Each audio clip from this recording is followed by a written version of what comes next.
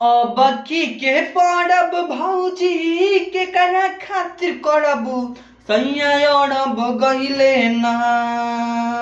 अब की के पड़ब भौजी के करा खातिर करबू सैया अड़ब गईले ना।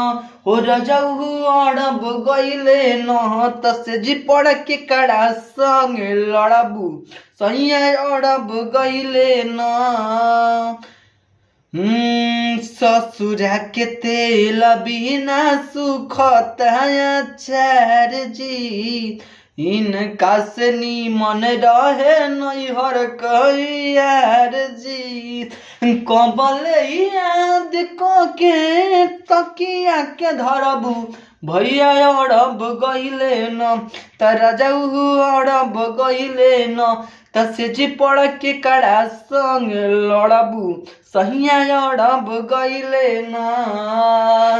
करम टेलीफोन चाहे चिठिया पे ठाईब कवन उपाय कके उनके बोलावाई। ए भौजी करम टेलीफोन चाहे चिठियों पे ठाईब कवन उपाय कके उनके बोलावाई। तो भैया जल्दी आई है न तसे जे पड़ा उनके संग लड़ी ह भैया जल्दी आई है न। मान जा अब जान ले।